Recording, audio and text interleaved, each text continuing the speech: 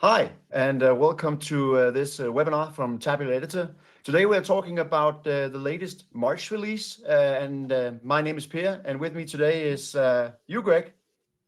Hello, I'm Greg. I'm one of the core developers here at Tabular Editor, and we're really excited to tell you a little bit about what we've got and what we've been cooking for this March release. Before we get started, we do have just a couple of bookkeeping things that we'd like to cover. We'll be available to answer questions throughout the presentation. We've got our team in the chat, so we encourage you to engage in the chat, share whatever you'd like. Use the questions feature in the webinar application. You can ask questions. We'll answer some of those questions in text throughout the webinar, and we'll also curate some of those to be answered at the end. And then Peer and I will address those once we get through all of the demos and showing off what we've been doing. You'll also get a copy of the webinar after the end of this session. It'll be recorded, so you'll be able to review anything that you saw and double check and look at it again. And if you've got any questions or issues, again, our moderators are there in the chat to help you out. We're continuing to do these release webinars because we keep building the tool. We're continuing to evolve and try to improve the tool and make it better and more productive for all of you. So your feedback is really critical. We're going to highlight some of those changes that we've been working on in this demo and show you some of the new stuff that we've worked on. But we really encourage you to join the conversation beyond just the webinar. We've got our GitHub discussions forum where you can go to give feedback or to raise any issues that you might have with the product. And again, share anything in the chat. We'd love to hear from you via any medium. And with that, Peer, why don't you start telling us a little bit about what we've been working on?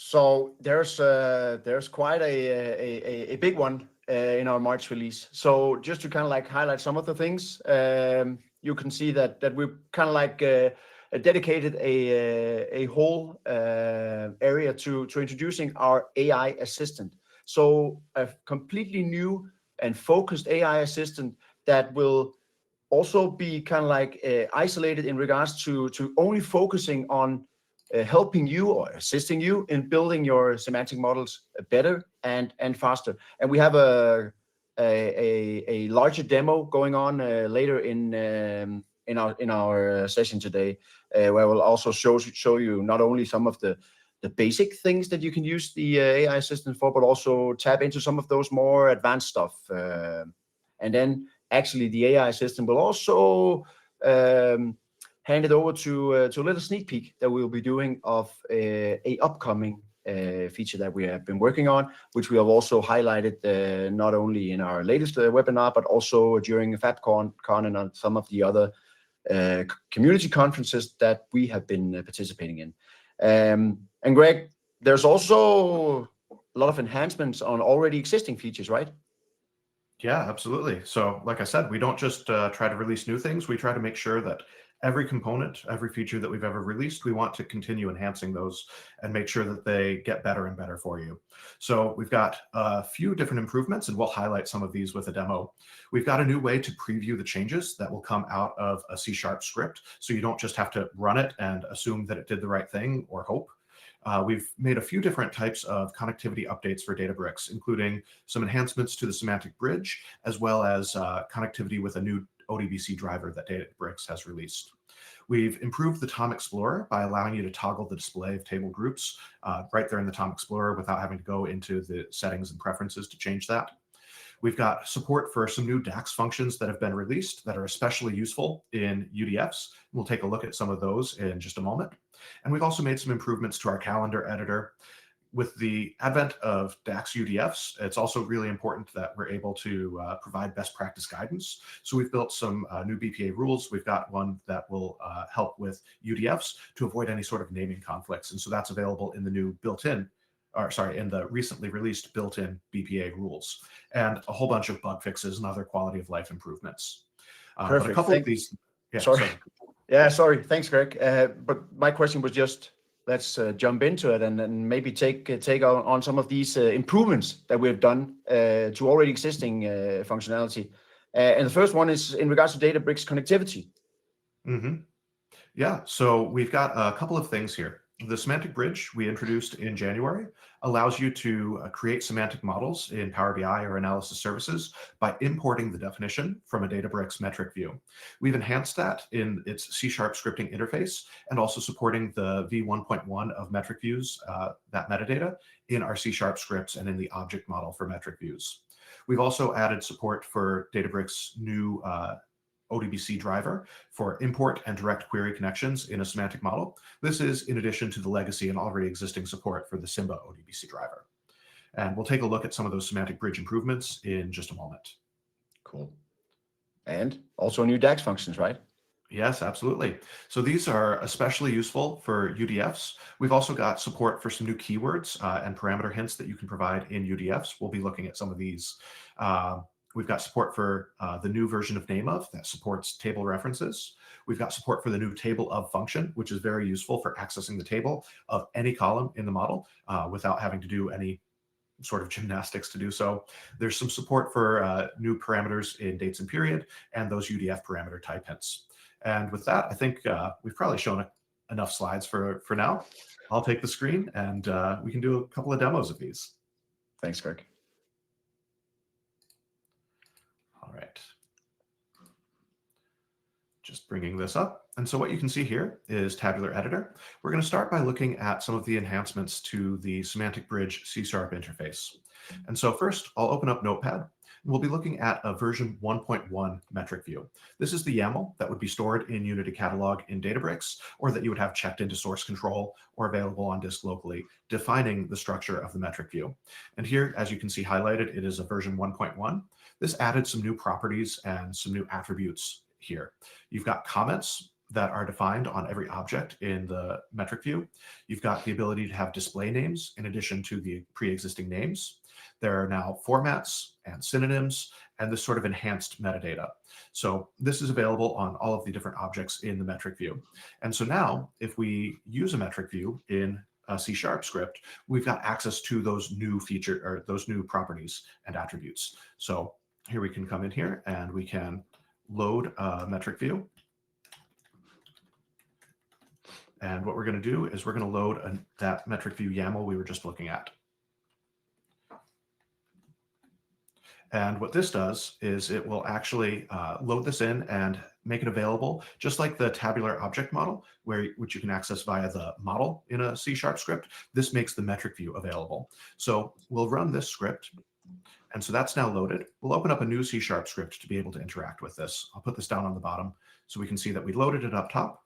And then we're going to do a couple of things with this. First, we'll just show how we can access different objects in the metric view and see those v1.1 attributes. So what we've done is we've made a few different enhancements. We've made it easier to get at the structure of the metric view.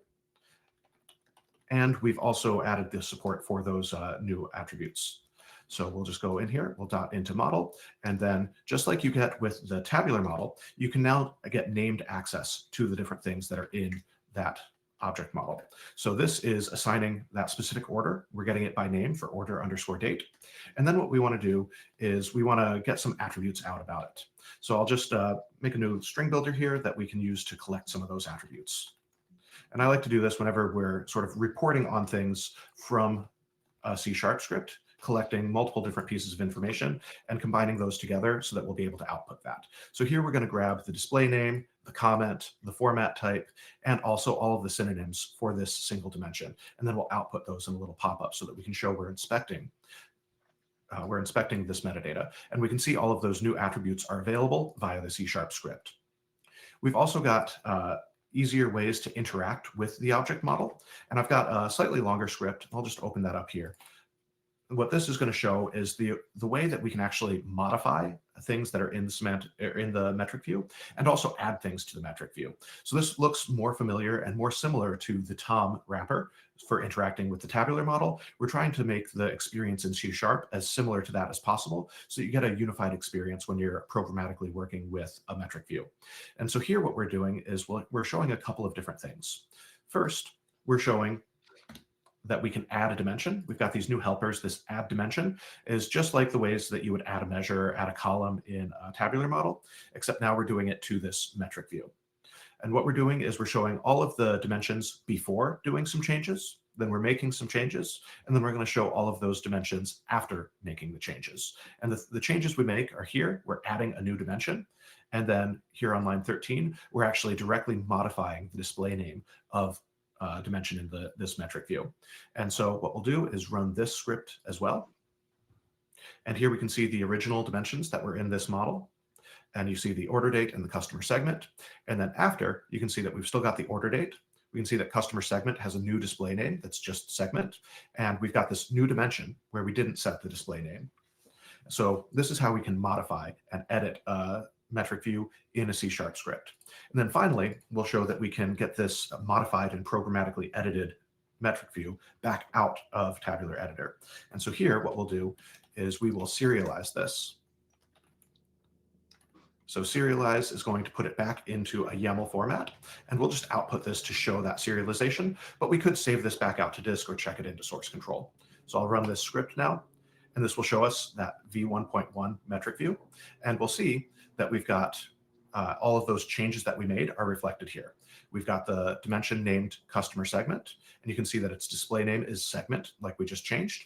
And you can see that we've got this new dimension with this expression here that we added in that script. So we've got this ability to round trip this v1.1 metadata.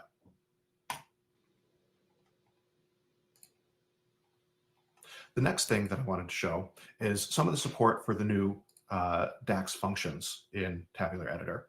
So I've got this model open here. This has a bit of data in it. And what we're looking at is just a simple table. And this has some data hard-coded into it.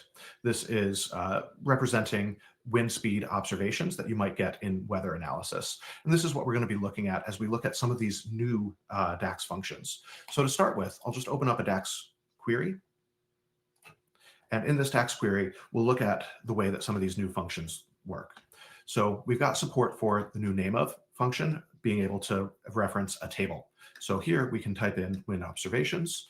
And this is a new feature of the name of function that it allows it to have a table reference. So I'll just highlight that and run this snippet. And we'll see it does what we expect. It returns the name of that table object. But we've also got a new function, table of. And this is something that we would use with a column in the table. So here we'll be referencing that date column in wind observations. And table of actually returns the whole table. So when I run this, we see all of the rows of that table. This isn't returning the name of the table. This is returning the table itself. So you can use this as a building block in other things. First, we'll look at a really simple example and see some of the enhancements to autocompletion and IntelliSense. And then we'll look at a more full example of how you might use this in a real function. So what we want to do is we want to define a new DAX user-defined function. So we'll define function, and I'll just name this F for my query. And this is going to be something that takes 2 columns as arguments. So it's going to take column 1. And here we can see support for these new reference type keywords. We get autocompletion for column refs. We also get autocompletion for the other new reference types as well, right here in the DAX query editor or in the expression editor. We'll take a second argument that is also a column ref. And this is going to be a function that is going to do addition between these 2 columns. And what we want to do is we want to add the values of each of these columns together. So for some x, what we need is a table, and we need to be able to iterate over that table. So here we can iterate over table of that first column. So we're passing a column name, but what we're going to do is we're going to iterate over the table of the column of the table that that column belongs to. And then we can do some arithmetic. Let's do some division of these 2, something that we wouldn't be able to do directly in raw sum aggregation. And then what we'll do is we'll do just a quick little query that's going to use this function. And we'll return to the speed and the direction. And then when we run this, we're actually going to be iterating over all of the rows of wind observations because we're iterating over table of. So this is how we've got support for those new functions in DAX. But it's useful to see a more realistic example of how you might actually use these. So this is an implementation of circular mean for being able to understand the average direction and the average speed of that column. So this is a mean that's using two different columns as weights in the calculation. And so what you'll see is we're using these new column refs. And what we need to do is multiple times, we need to deal with the whole table that these columns belong to. And so this will evaluate across all of the columns and rows of that table. And so you can see a more involved example here. And what we could do is we can actually evaluate this in a query. So instead of that little sample query, we can actually use this math-weighted circular mean.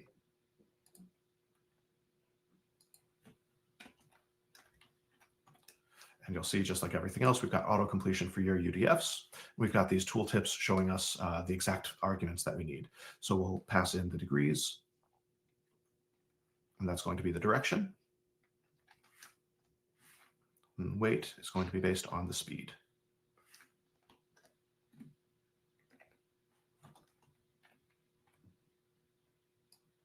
And so this is how we can use those new DAX functions in a UDF and get that nice auto-completion and IntelliSense of those functions in Tabular Editor. So with that, I'll stop sharing my screen here and I'll pass it back over to you, Peer, to show us a couple of the new features that we've got. Thank you so much, Greg. So let me just share my screen. Sure, we should be back at the slide deck from where we left off. So a whole new, complete new feature in Tabular Editor is the AI assistant. So it is important for us to say that the AI assistant itself is actually intentionally designed to with a very clear and limited scope. So we are only focusing on the semantic model development. It is important for us to also say that the AI assistant is not an autonomous agent. That is also why we kind of like do the bring your own LLM approach. So you bring your own large language model. That could be from OpenAI, from Anthropics, and some of these other OpenAI compatible LLMs that is available. That also means that you cannot use, for example, your Office 365 Copilot as well as GitHub Copilot, because those are not, they do not have API endpoints. They are products and not LLMs that you can connect into Tabular Editor. Also, it is important for us that the AI assistant itself does not just go ahead and make changes to your semantic models without you being able to review them and then identify if we need to do another iteration as well. So it is very much user-initiated interactions, meaning that you can review the changes that are going to be implemented on the semantic model before they're implemented. And if you want to, you can also add to those. If you then decide to execute the changes that the AI assistant proposed for you, you're also able to revert back on those. And Greg initially also stated that we are introducing this model diff view, so you can compare a model before and after the changes that are made. An important thing in regards to the AI assistant, because the AI assistant, what it will do is it will create C# scripts for you that you can then review and execute. Once those AI scripts, or sorry, C# scripts are executed, as Greg said, they might be, iterating through hundreds of tables, adjusting properties like a format string and so on and so forth on multiple tables that you will not be able to kind of like visibly tell inside Tabular Editor. So having a model diff view explaining to you those different things that are going to be changed is really valuable. And also, you can adopt the AI assistant on your own terms, meaning it's optional. So the AI assistant itself is an optional feature. It comes on all pricing tiers, so from the desktop version to enterprise version. And you can decide to install it when you install Tabular Editor. You can also decide not to install it. And and also in regards to the scope that it operates on. So whether or not you allow it to interact with your semantic model metadata, whether or not you allow it to query your data in your semantic model, and so on and so forth, is something that you can decide on a kind of like step by step or run by run thing, or you can also say, hey, in this specific session, I want to allow it to always access my metadata. But again, enough of the talk, and let's jump straight into Tabular Editor.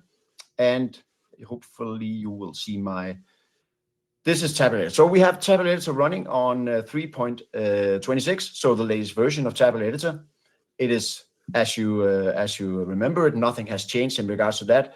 Also, if you do not bring in the AI assistant into Tabular Editor, everything will just kind of like work as it usually does. You will find the AI assistant in View and an AI assistant. In regards to the setup, as we said, we do a bring your own LLM approach.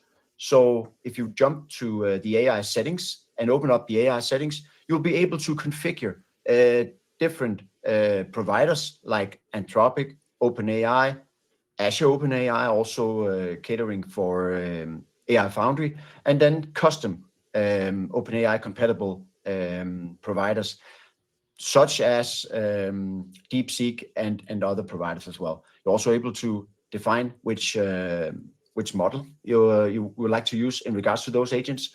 From our point of view, Claude Sonnet really kind of provides the good mix between performance and cost, for that matter, in regards to how many tokens is being used.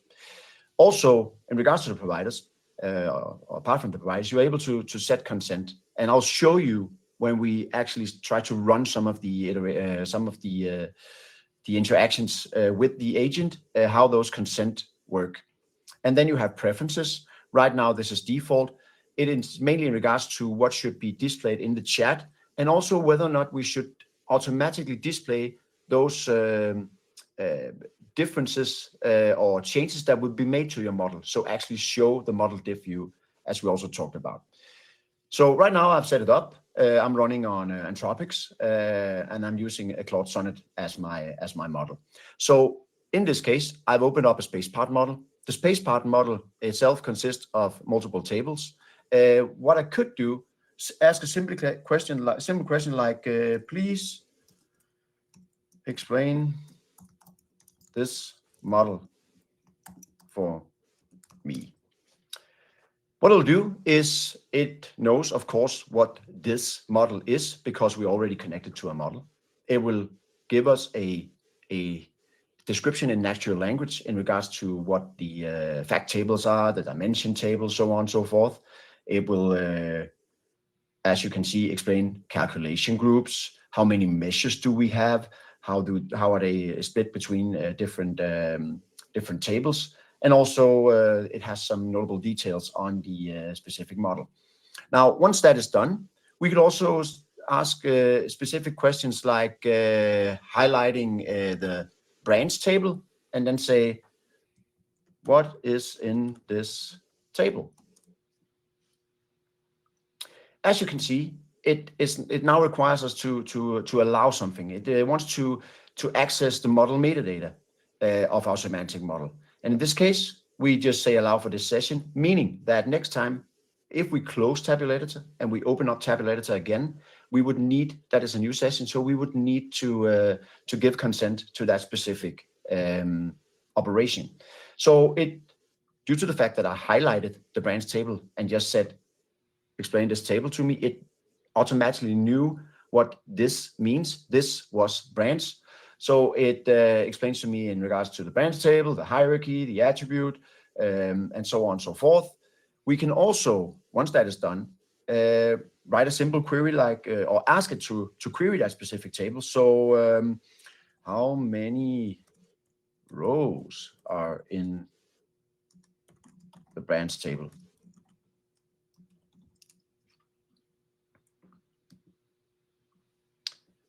Once again, it requires new consent, but because this time we're not only querying or operating on the semantic model metadata, we are actually executing queries against the semantic model. So we allow this for the current session as well. As you can see, we can also allow it for the model. So every time you open the specific model, that consent is stored, and we know that we will not need to kind of like ask for consent once again. So it created a DAX query. We can actually copy this DAX query, and if we go to the DAX query window, we can also paste in the specific DAX query and run it straight in Tabular Editor in the DAX query pane, as we usually do. But it actually did that, so executed the query behind the scenes. Now, other cool things is we added custom instructions. Some would call it skills. We call them custom instructions. So if we go to the prompt and make a dash, you can see that we have different opportunities and different custom instructions. So one of them is the BPA, so the best practice analyzer. So we can say BPA, and in addition to that, if we ran the BPA, it will simply just bring in those custom instructions, instructing the LLM or the AI assistant to run a best practice analysis. We can actually add to that. So not only run the analysis, but also fix issues. It will first check whatever best practice rules that are violated within the current model. As you can see, it gives a summary of those violations.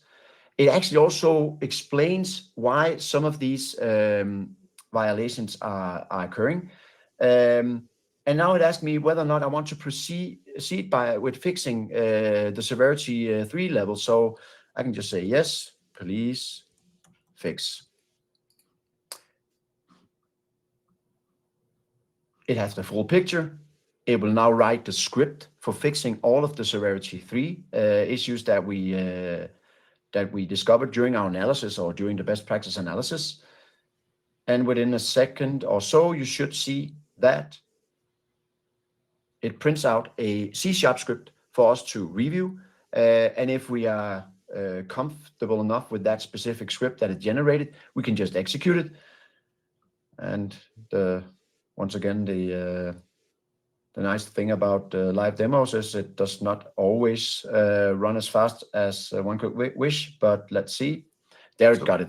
So it actually created a script of what I was thinking here. Could you tell us, like, how does it know about Tabular Editor? Like, how does it know how to do all of these things? Good question. I actually didn't mention that. So let me put a needle on that one, Greg, and just shortly show you the script it created, and then also show you the model diff view that will actually fix all of these, and then we'll get back to your question. So let's run the script. It will output the things that will be changed. We can close this one. Oh, sorry, nothing was changed in this one. Was that the issue?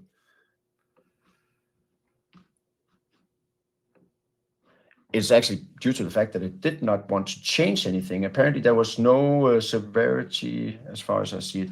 But anyway, coming back to your question, Greg, and then we'll just do a small script that will change something for us. So in regards to your question, how does it know about the BPA rules? How does it know about things like if you asked it a very complex question, such as, let's say, explain incremental refresh for me. Now, incremental refresh in a semantic model can be quite complex. Also in just understanding incremental refresh and getting an overview of the exact feature. So what we provide alongside the AI assistant is a complete kind of like offline version of our knowledge base and documentation in regards to the fact that we can provide additional secret sauce, so to speak, to every prompt that you do. So if you ask something about, in this case, incremental refresh, it will actually use that knowledge base to get further insights and further documentation on a specific topic, and then it will use that knowledge base info to generate the exact answer to you, and also based on the knowledge base, which if you've been in our documentation, you'll also see that we provide code snippets and so on and so forth. It is also able to assist you in regards to creating those incremental refreshes on specific tables that we got. But in order to show you the model diff view, let's ask it to document something like these two tables. So we have highlighted brands and customers.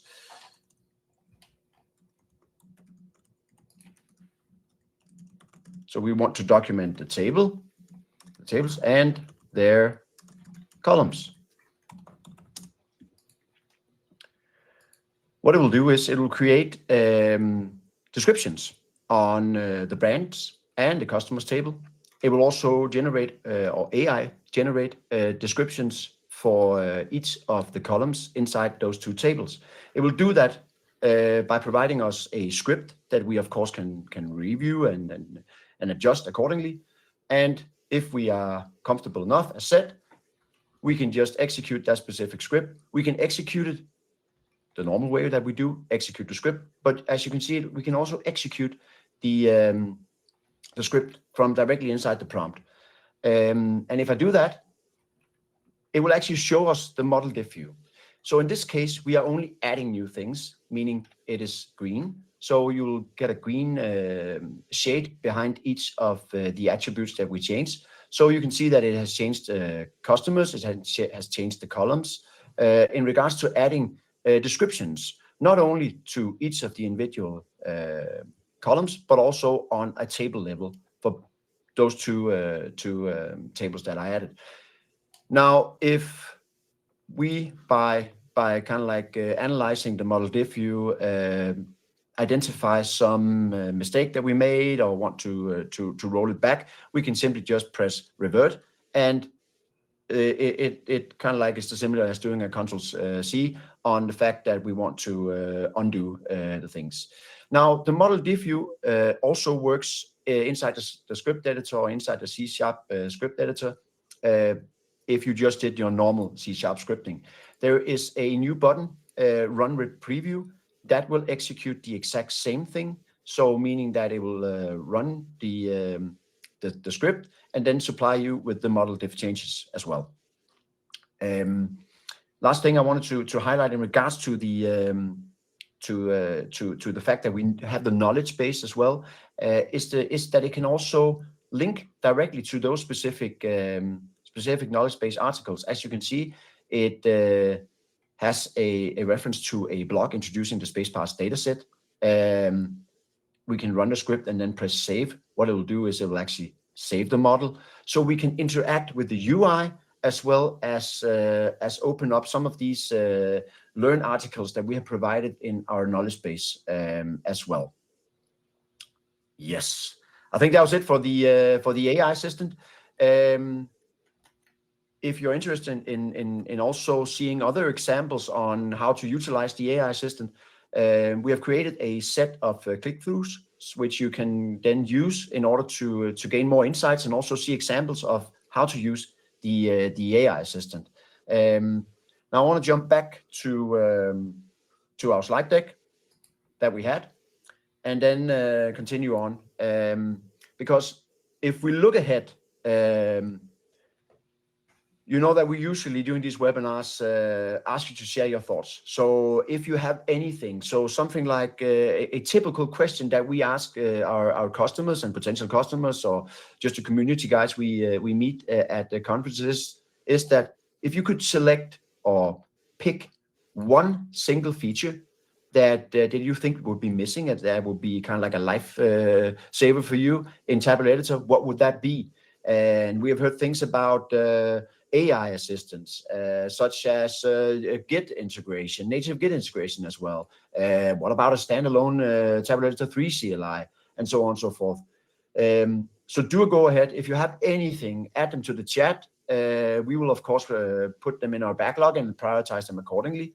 And it's also something that you can always, if you on a Sunday evening come up with some specific idea, let us know. We will be happy to hear that. And also, if you have anything in regards to future webinars, not only in regards to technical stuff, but it could also be on general semantic modeling and so on and so forth, let us know.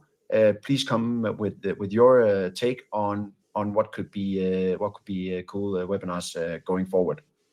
Absolutely. And please put into the chat any questions and use the questions feature for anything that you saw today or those future things. So we'll be able to answer any questions live at the end of this stream. And like Peer was saying, we'll definitely be working on suggestions and backlog in the future. Yes, exactly. So in regards to some of these features, so looking into the roadmap, you can always go to our website, which will then highlight some of the things that we are currently working on, but also some of the things that are currently in planning mode, so to speak. So something that we might look into at a certain given time in the future. We also brought up this slide on our January release webinar in regards to some of the things that we've been working on. And as you can see, we actually did deliver, which is a good thing, of course, on some of these things. The AI assistant is now in preview. Also an important thing to mention. It is currently in a preview state, but it's in public preview, so you can go ahead and use it. We also did the model diff view, or the graphical model comparison, which is actually also a fundamental prerequisite for going further with something like the GIT integration, where a diff view is also crucial. Greg talked about the semantic bridge enhancements. We've done localization improvements as well. But something that is also very near and dear to my heart is the Tabular Editor 3 CLI, or Tabular Editor CLI, as we want to call it.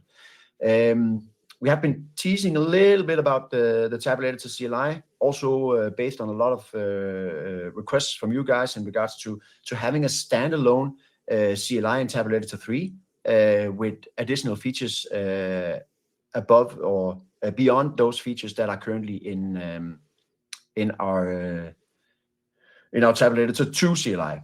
So let me quickly jump to my windows.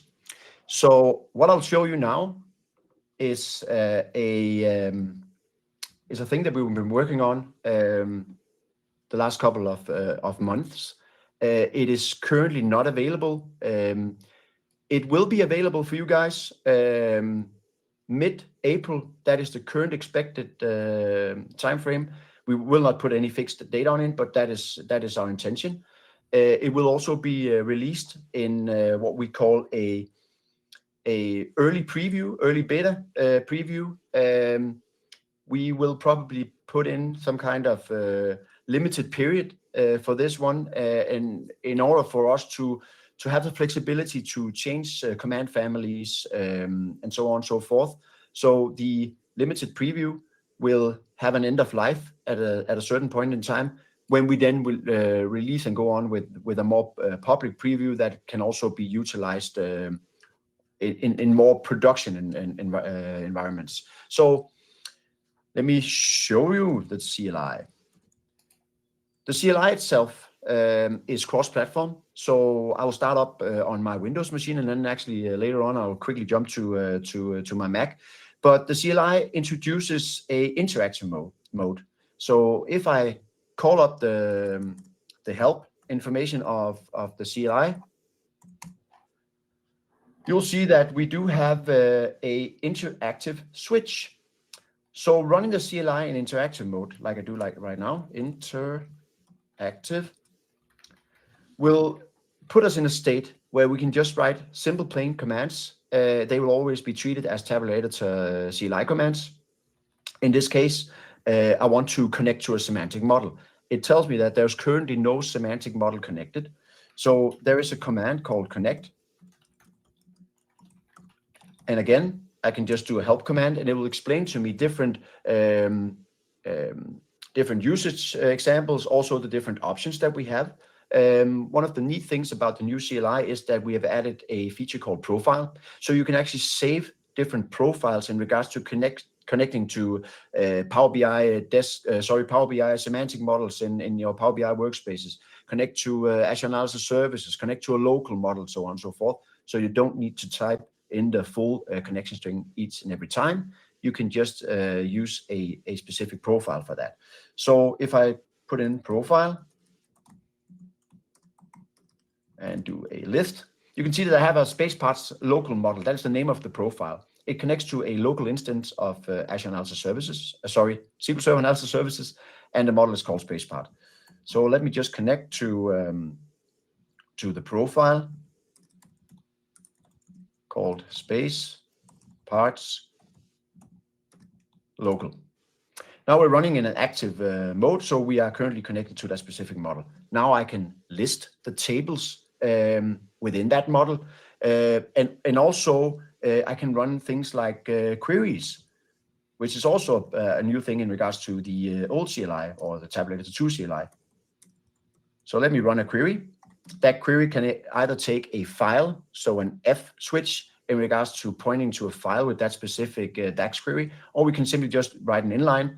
That could be an evaluate, yes. And then let's do a top N5 on, there is a branch table. It will now execute that specific query against the model. And as you can see, it prints the 5 rows on that specific model. We also implemented things like testing as well. So you can write small DAX queries to test for a row count in specific tables, and then run those tests as part of your validation, so to speak. When the CLI comes into a more GA state or productive state, you can run those inside your CI/CD pipelines as well.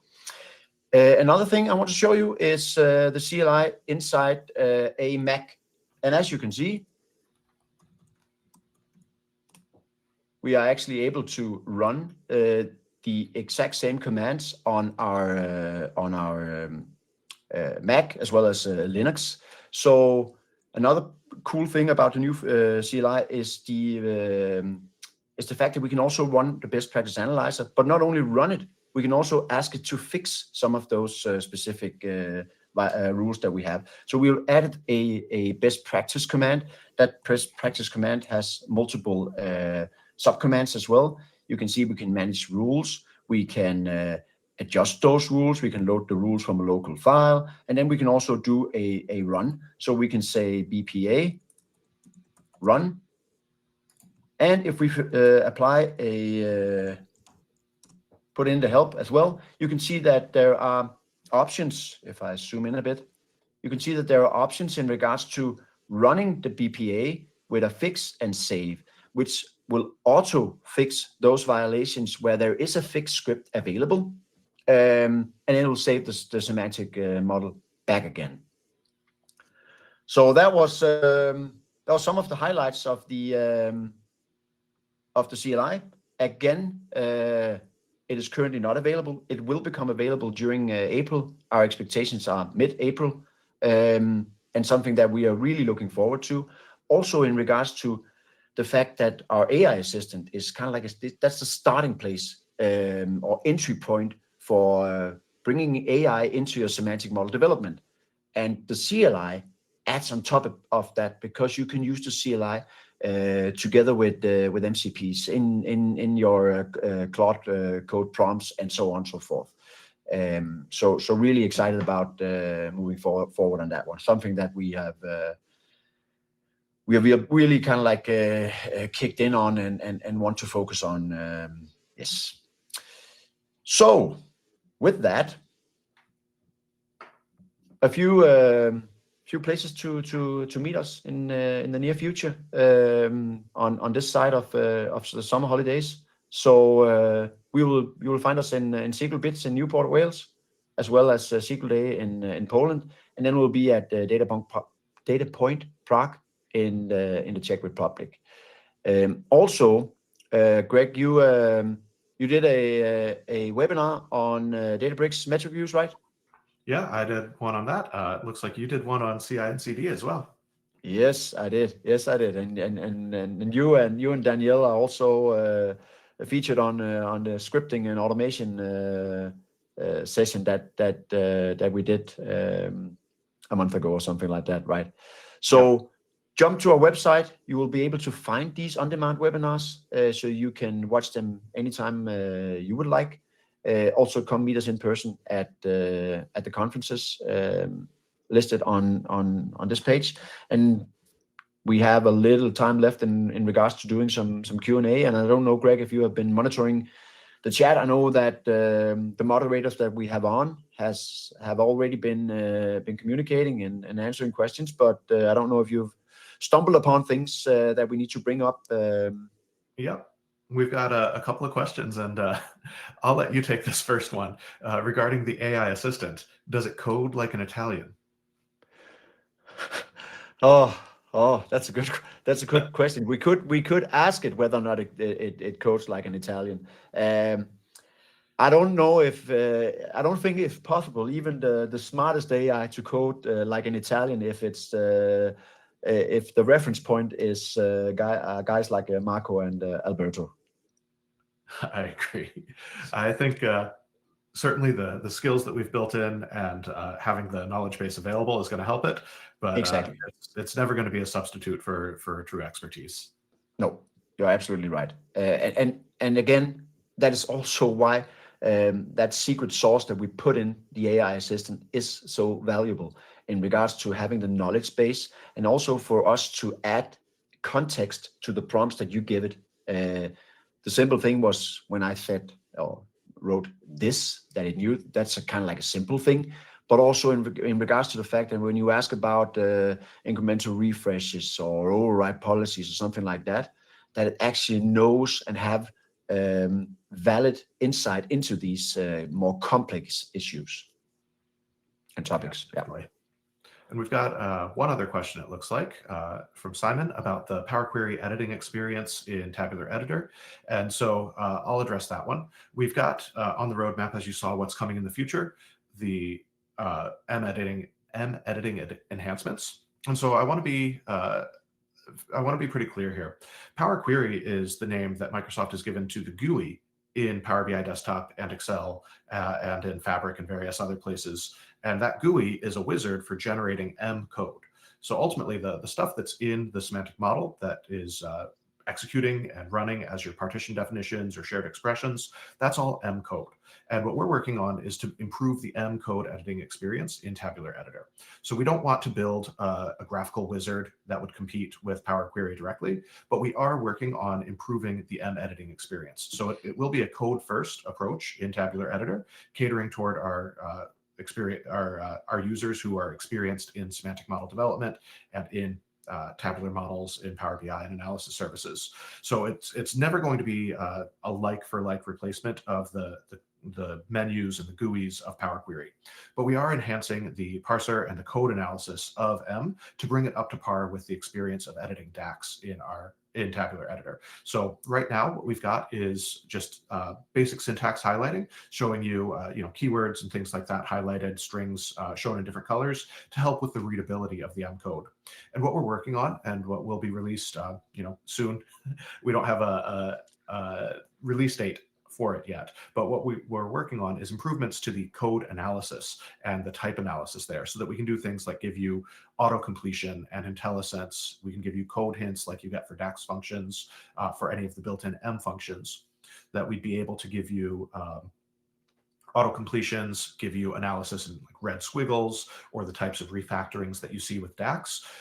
Basically, we want to bring the M editing experience in the expression editor in Tabular Editor to the same level that you get with DAX when you're editing DAX in the DAX query view, or if you're editing in DAX script or in the expression editor for DAX expressions. So we will be improving it, but it's not going to be Power Query. It's going to be a great tool, a great IDE for editing M code. And then I'll take one last question for you, Peer. It's going to be about the AI assistant again. Could we use the AI assistant to generate, for example, a new culture, so translations in a semantic model? Is it able to access that data? Great use case. Yes, you can. That's the short answer. Everything that is scriptable is something that we can do. So everything that you can do today in regards to adding, creating C# scripts to create translations and so on and so forth is something that you can ask the AI assistant to do. If you did it prior to the AI assistant, you will also have to do those translations yourself. That is something that can be AI generated now that we have an LLM running underneath, which you provide, of course. So as you saw with the descriptions of the columns and the meshes that columns and tables that we did, that is also something you can do in regards to creating cultures and translations and so on and so forth. Creating measures on auto-generating measures on tables. As I said, doing incremental refreshes, running best practice analysis, running the VertiPack analyzer as well as part of your interaction with the AI assistant. So yes. Awesome. Great. And I think that's all of the questions that we've got. So thanks everyone for joining us today. Thanks, Peer, for spending some time with me. Thank you, Greg. Appreciate it. All right. Bye all. See you.